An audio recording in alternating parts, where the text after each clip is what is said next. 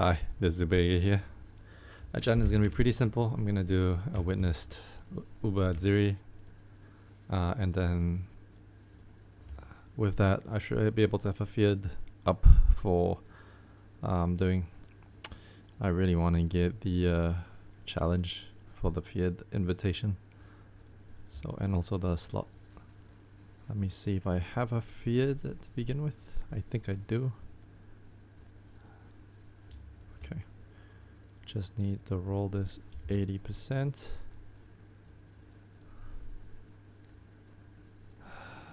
This looks fine. Gain reduce flash charges, but if I rip, it's fine. I mean, this is softcore, right? Who cares? I think the flash should be up. Pretty good uptime, even if that mod exists. So.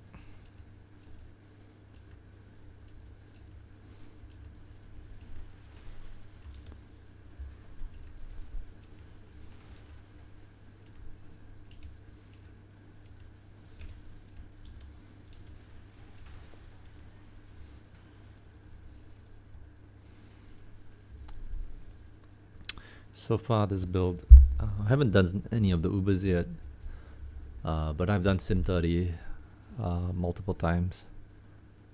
On average you get about 5 rewards with this. I wouldn't say that's exceptional. 6 rewards is, I would think, the ideal, but 5 reward sims are possible.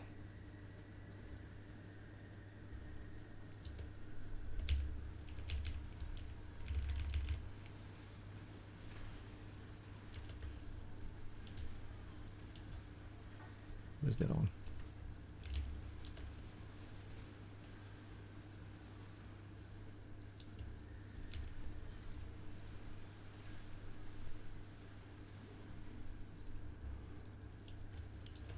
Unfortunately, this is still a poison build, so there is some significant ramp required.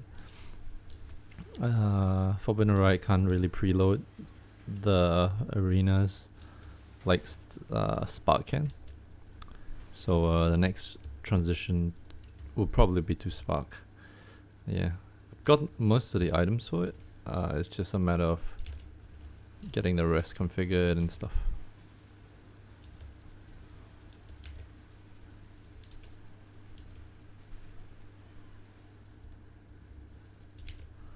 But if all goes as planned, this will be a close to 300k EHP build with like dot cap, and we'll just pretty much do all content. I might actually do sanctums with this when I get Spark, but for now with Forbidden Rite it's still not so clean, because let's face it, Forbidden Rite kinda requires you to like sit in front. I tank this? Yeah, okay.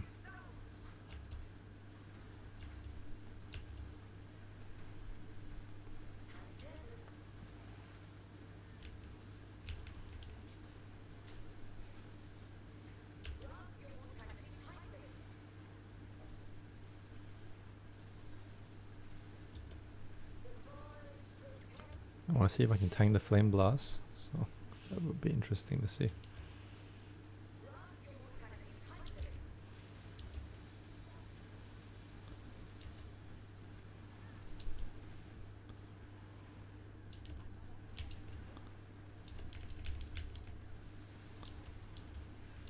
Okay.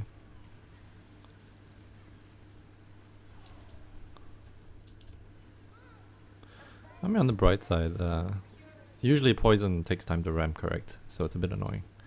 So you have to wait for the poisons to ramp. But in this case, the interesting thing is, because you're so tanky, it doesn't matter. You can just ramp anyway.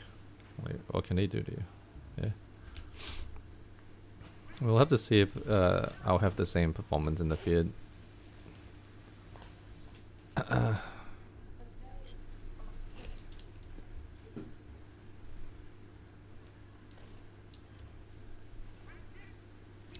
Should be fine, to be frank. I think Fiat should be alright.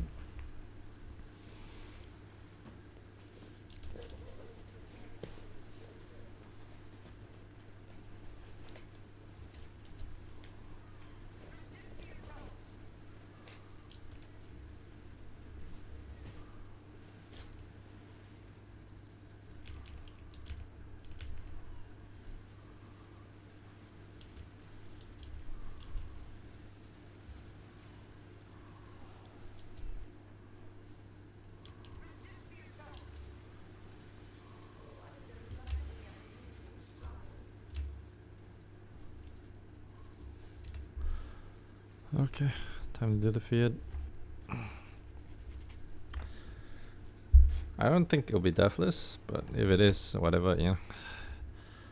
I don't think I need to prove anything. I'm just pretty much just going to play like an absolute degen. Because I'm not really going to try to outplay the content. I'm just going to run in and tank everything and just try to see if like I can just DPS without moving as much as possible.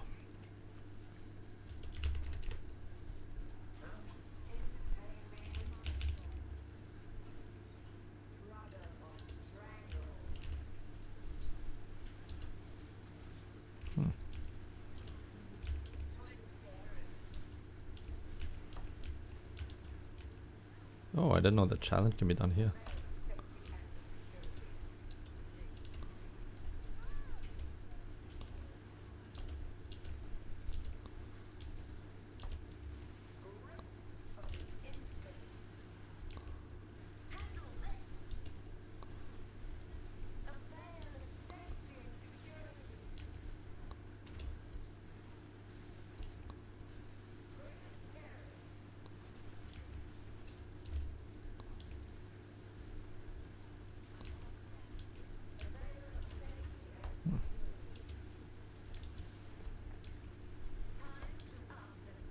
Don't tell me he exploded.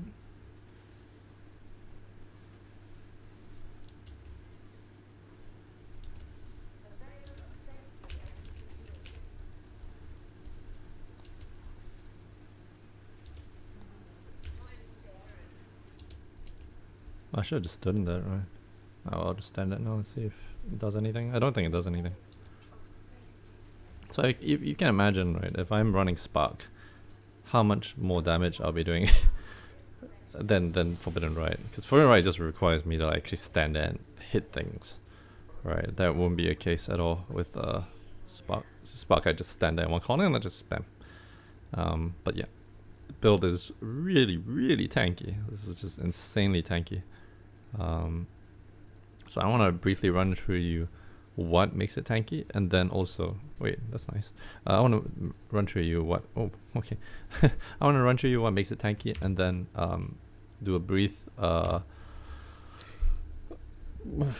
like discussion on like what I plan to accomplish with the Spark build and how I want to scale into Spark. But yeah, let's start off with the base fundamentals of the build. So the base fundamentals of the build is or rather the objective I wanted to accomplish. So the objective I wanted to accomplish was to be able to do really juiced maps with all the ether altars I can possibly click on. And the only ether altar that I specifically want to click on is quantity and rarity. And to do that, the thing is, ether altars tend to have this mod called you either have reduced physical damage reduction or monsters have overwhelm, right, which basically negates your physical damage reduction. So for most builds, they can't click these without some level of risk, because if you have something like armor, if you have like just generic PDR, which is like endurance charges, or even Slayer, strength of blood, or whatever you call it, they still are at risk of, if clicking enough of these modifiers, you basically have 0 damage reduction for Fizz, and then your Fizz HP just drops from like, I don't know, 60k to like 20k or something like that, and you get one shot out of nowhere. So I wanted a build that basically just ignores that entirely and negates that, and this build does that perfectly fine. So I want to cover exactly what this build has that you might find interesting, and that it has 0 defense auras, right? And well, it does have defense auras, but it's not what you'd usually expect. So for this past 2 years, the meta has been, since Determination and Grace have become strong, it has become a mainstay in almost every single build. So almost every single build either runs Determination or it runs Grace. This build can run Grace, but it doesn't run both. It doesn't run either Determination or Grace, and yet it's this tanky. So I want to explain to you why it's this tanky, and then also what are the mechanics that kind of enable it. What does pose a risk for this build, if there is any, and what are the key items you will need to get it off the ground. right? So first and foremost, this build takes a lot of incoming damage sources and redirects into something else. So Mahuzotls and Rakiatas, which is this one, given Tempered by War, is a pretty well-known defense mechanic. I covered this in my Explosive Trap a couple of leagues back. And what this does is it takes all your cold damage and your lightning damage and splits it into both chaos and fire. So what this means is that any cold or lightning, you are going to have significantly better defenses against, for the sole reason that penetration, monster penetration, doesn't matter anymore. So pen is a big issue. Well, I'll give you an example. Let's say if I went Melding of the Flesh and I had 90 all res for everything, correct? If the monster does 20 pen, right, or 30 pen, my res goes from 90 to 60. So that for that reason, Melding of the Flesh will have situations where certain mods that you will run, and you may not know this if you don't pay enough attention. What's going to happen is you're just going to get one shot out of nowhere because it's going to catch you completely off guard. When you have a 90 res and you have and it's dropped and it's reduced to 60, the amount of like EHP you have like can pretty much just drop by like 70-80%, right? So you can go from 300k EHP to like 40-50k and then you just die. So when you have Mahuzotls and Tempered by War or Rakiatas, you basically don't have to deal with this problem entirely. You also don't have to worry about stuff like what do you call it? You don't have to deal with curses, although I do have curse mitigation. You don't have to deal with curses because things like Frostbite and conductivity is not going to affect you at all because you don't care about those two resistances. It's all being the damage is being redirected into fire and chaos, right? And then also, I mean, I covered pen already, yeah, but yeah, that's pretty much it. That's the reason why I kind of gone this route. So you deal with this build deals with cold and lightning, right? So if cold and lightning damage, you basically take nothing, zero damage from it, like almost zero damage from it. And as you can tell, like when Shaper Beams hit, Shaper Beams are just cold dot, I think. So it does zero damage. And if I were to do something like Eater of the Worlds, a lot of its damage is lightning, so it's going to do zero damage as well. So this combination just makes you really tanky to any lightning damage and lightning and cold damage sources.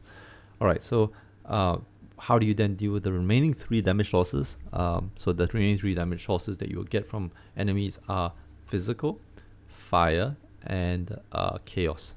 All right, so physical is the hardest to mitigate. It's usually hardest to mitigate because there's, other than PDPR, which is PDR, which is like physical damage reduction, there really isn't many ways of dealing with physical damage.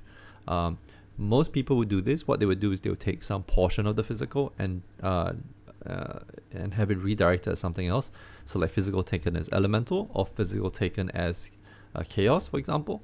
And then the remaining amount of physical damage that you receive, which is like maybe about 60%, is usually mitigated quite sufficiently by stuff like a pretty high amount of armor. Let's say 50k armor. As long as you redirect 30 to 40% of it, 50k armor is enough, generally enough to give you a pretty decent EHP pool. The problem with that is, as long as you run into mods like Overwhelm or physical damage reduction on your character, you're gonna fall over randomly, and you just won't know when it happens, right?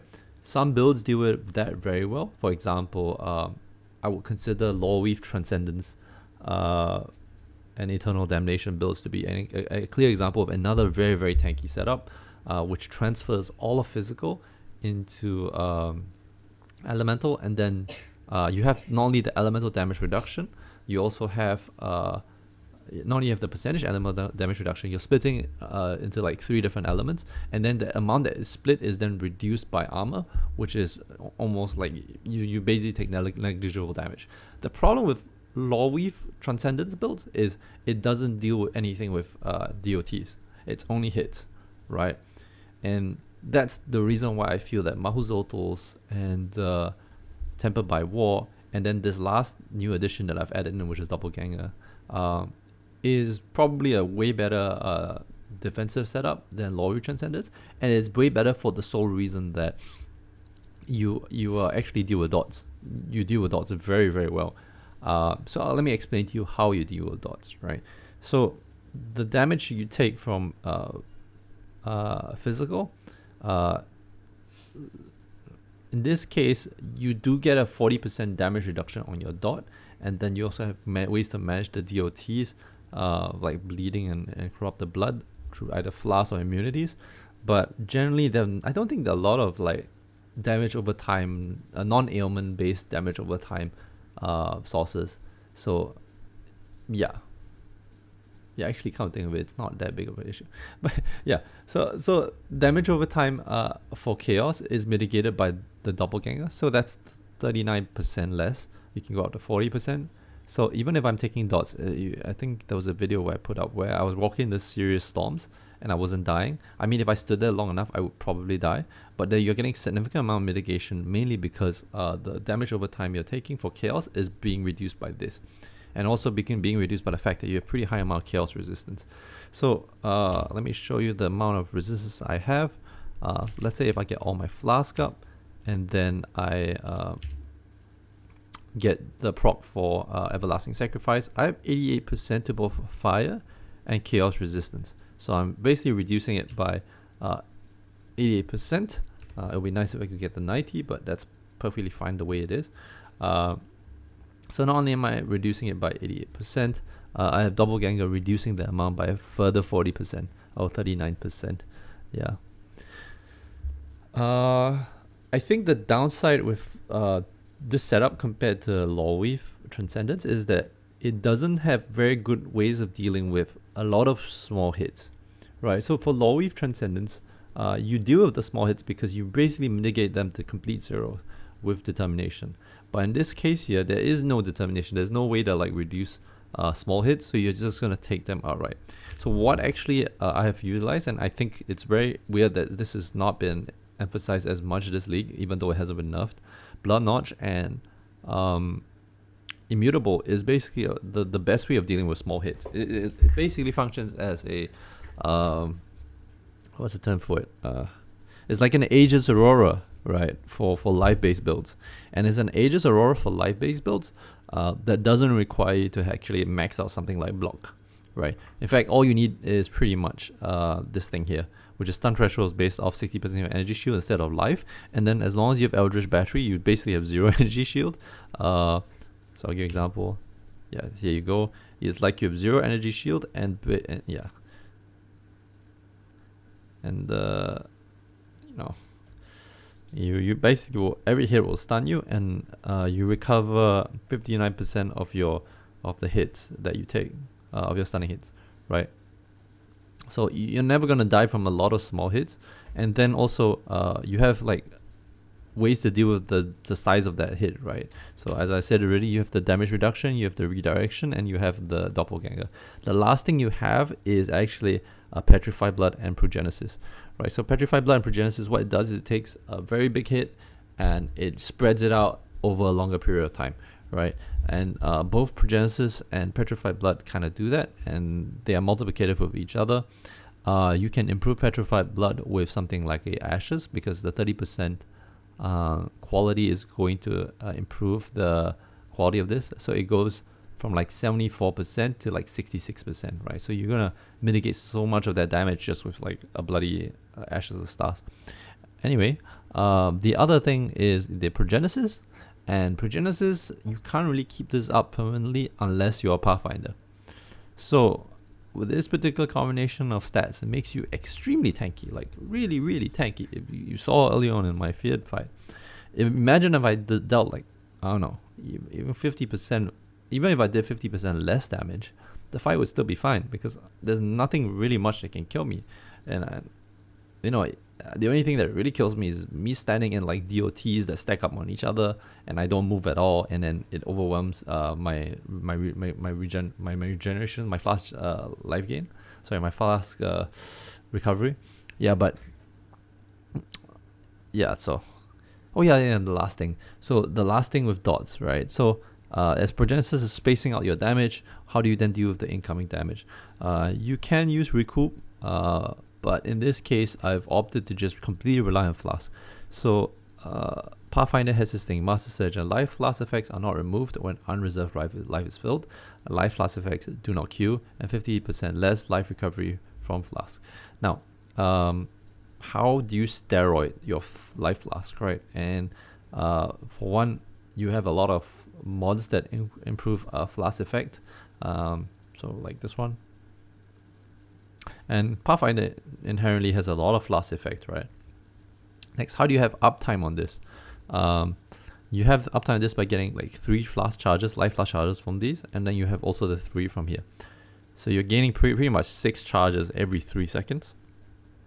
And if you have enough flask gain, you're basically gonna have this up permanently. Right now I have dropped some flask duration in order to get projectile speed because I want to transition to spark. I will need to improve some rolls elsewhere to like get it up, to have this permanently up. But for now, I'm quite okay with the uptime, even if it's not 100%. But previously I was at 100% and it was pretty comfortable. Yeah. Yeah, so that's pretty much all there is to it. Damage, pretty straightforward. I think anything Forbidden Rite, you can go to Route 2, you can go to Uberdan and take the damage scaling from them. It's the same things as what they've been doing: Anomalous, Greater Multiple, Spell Echo, Void Manipulation, Unbound, Forbidden Rite, and Daily Ailments. It's pretty straightforward, yeah. All the gear, like if you look at the weapon, you can pretty much just copy exactly what Uberdan is using. I've got a pretty good weapon here, by the way. And Anathema is just to have multiple curses up, overriding curse limit. But the rest of the items are just defensive items on the character. Likely when I go Spark, it's going to be the exact same. I'm looking for a +4 chest for Spark. I don't think I'll find it in time, but I'll try to look for something that is in between, hopefully. But for now, I have some ideas for what I want to do with Spark. Should I actually go through the tree? And I think I should go through the tree. Otherwise, it's quite possible you like. I'll drop the POB and you guys can look through for the items. Personally, like you don't really need to think too much about items. Before you get the Ashes Stars, go for the replica dragons. Don't know what Dragon's Fang is it? I'm not too sure. The one that gives you +3 to Forbidden Rite. That's pretty nice. But once you get Ashes Stars, it really gives you a huge quality of life bonus boost because like it improves everything. Like in Mortal Call, you get a 50% uptime. You know, Forbidden Rite, you get like insane clear and AoE. Your Frost Blings even have higher recovery, and then you have stuff like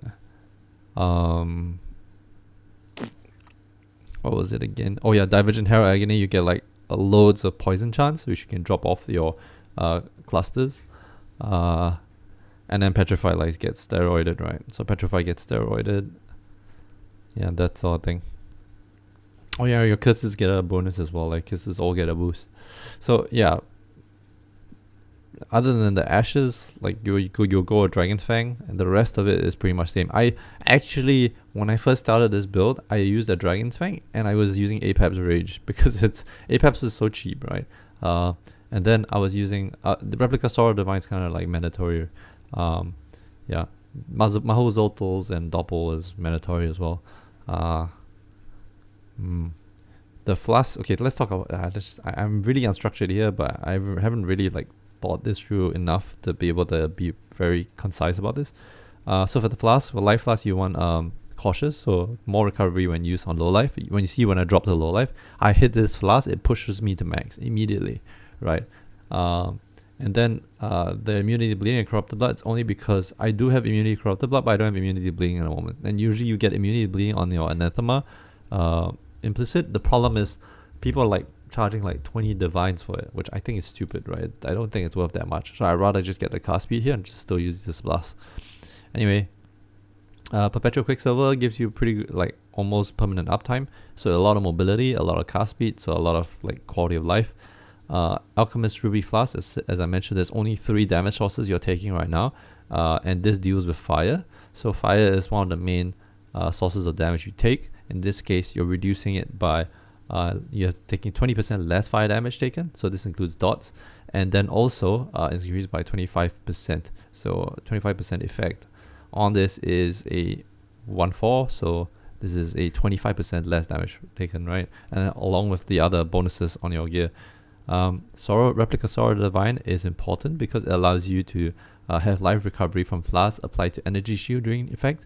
So that means I can, when this is up, I can do this and it fills up my energy shield immediately, and that procs Everlasting Sacrifice, right? So that keeps my res like really, really high.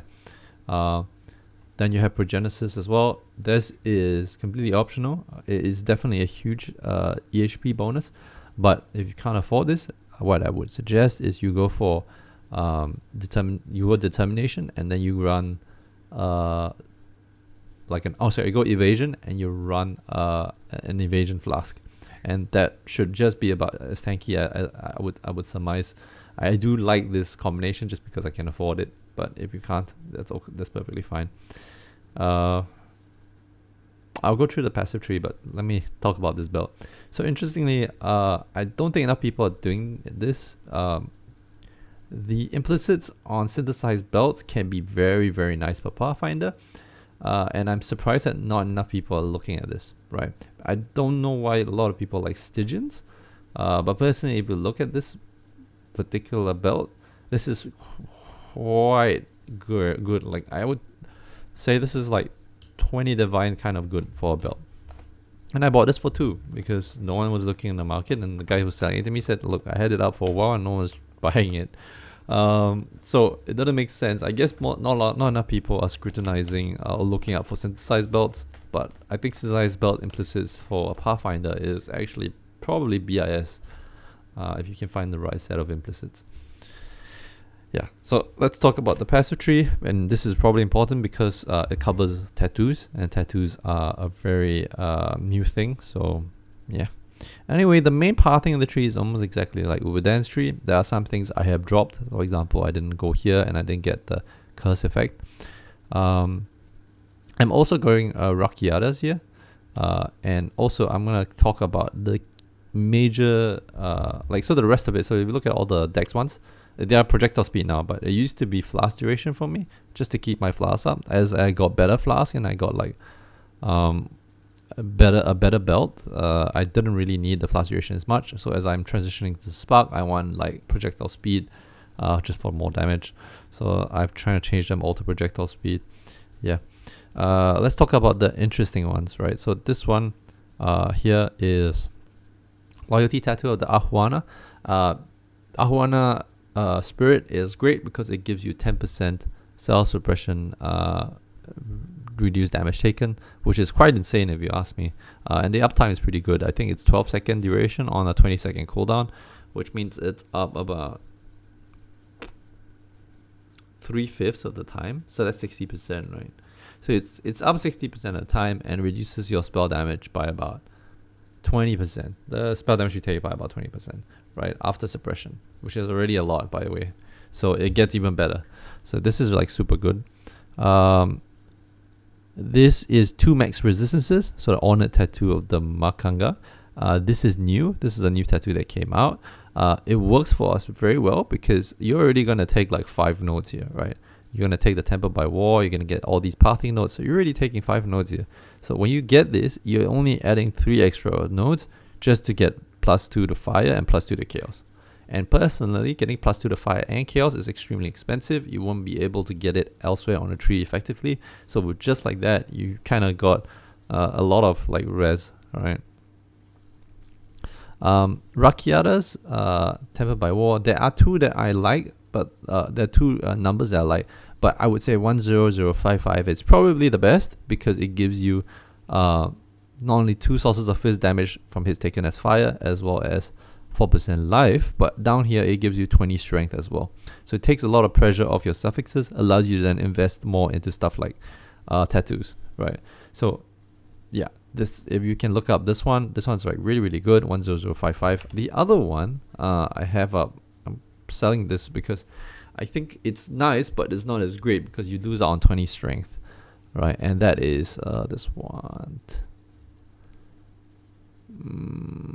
12921. Yeah, that one has no 20 strength but has the same mods. It has 4% life and 2 rolls of fizz taken as fire.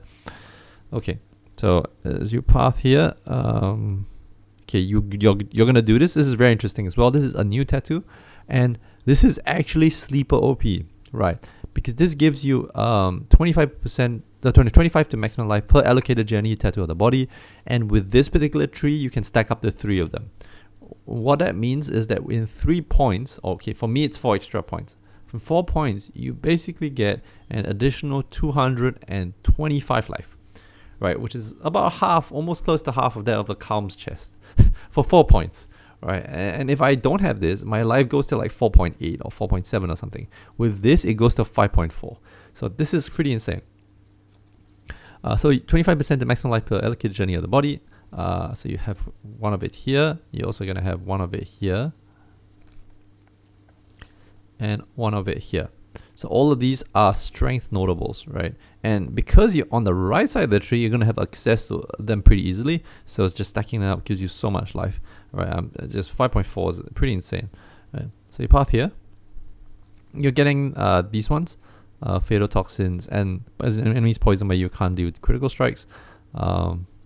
Oh yeah, well, let me start from here. What the hell? Why did I skip these? Okay, go here. You get the Reservation Mastery, and you get 8% increased damage for each of your aura hero skills affecting you. You go here, you get all the life flask gain, and also flash charges gain. This is like really good for keeping flask uptime.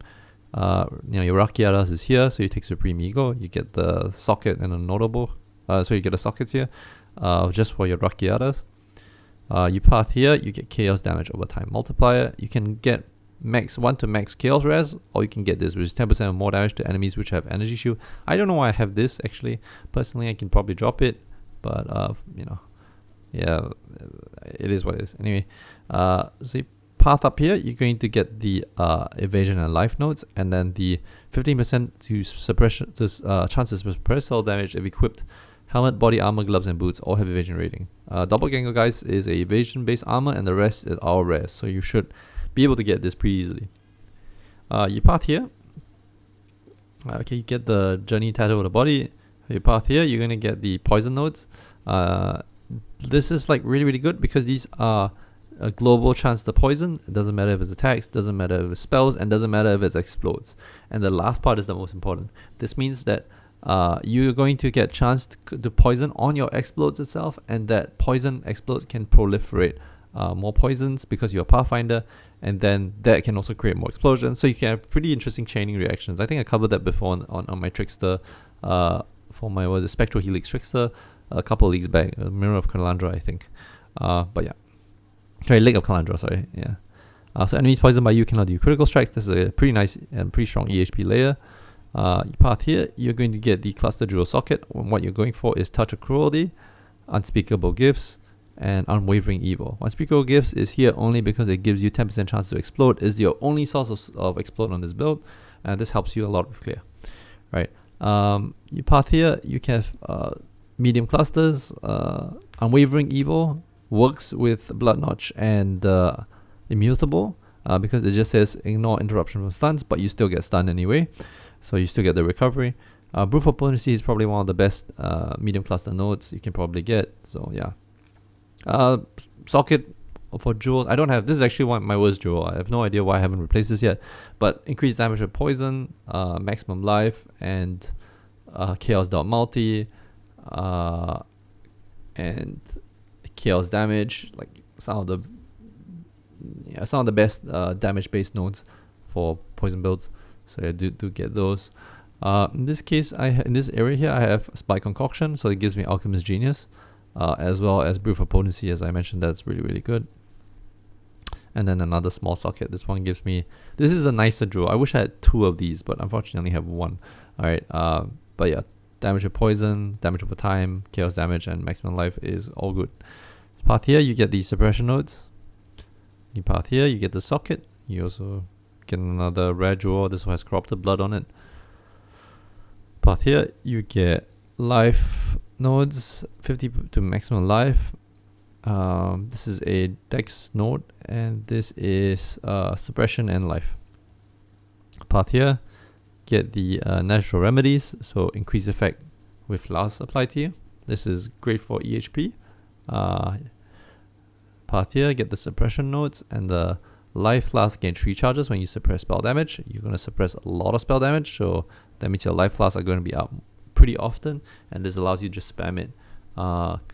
It's basically up all the time, constantly, right? Path here, you get the life nodes. This also gives you a chance to avoid elemental ailments, and with Ancestral Vision Gem, because you have 100% suppression, you're going to cap suppression just with that boots.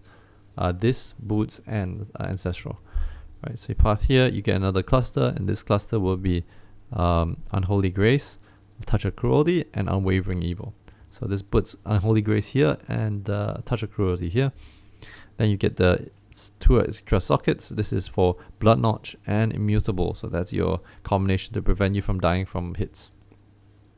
You path here an extra point just so you can get to the strength notable here, so that gives you another journey tattoo of the body.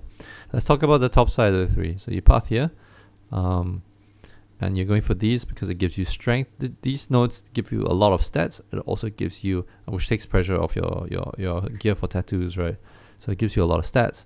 It also gives you pretty good nodes. So this is 20% damage, this is 10% life, etc.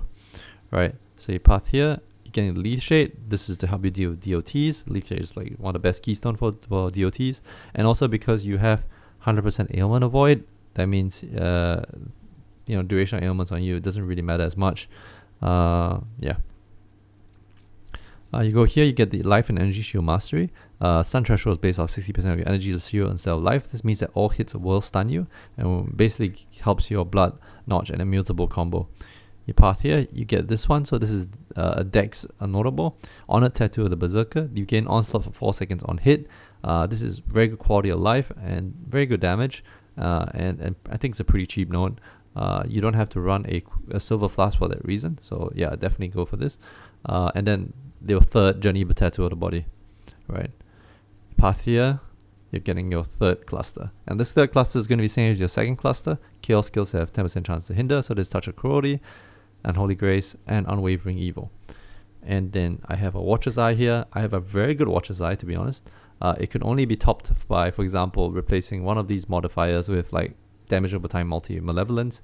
But with this, I am unaffected by Burning Ground, which is another dot. I'm unaffected by Poison, which is another dot. So this is also one of the reasons why I'm like super tanky, right? Then down here, I have Ancestral Vision. So yeah.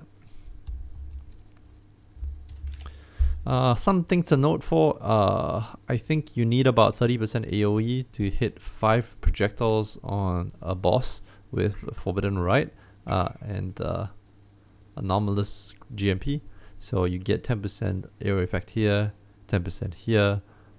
You get, I think, 7% from here, from your quality. So increase your effect by 4 quality. So that's 7%, and then with this jewel it goes up to 32% because that's an extra 5 area effect here. So yeah, that's all there is to about this build. I will probably like start transitioning to Spark, and then we'll see how it goes. Alright, hope you enjoyed this video, and peace. I'm out. Bye.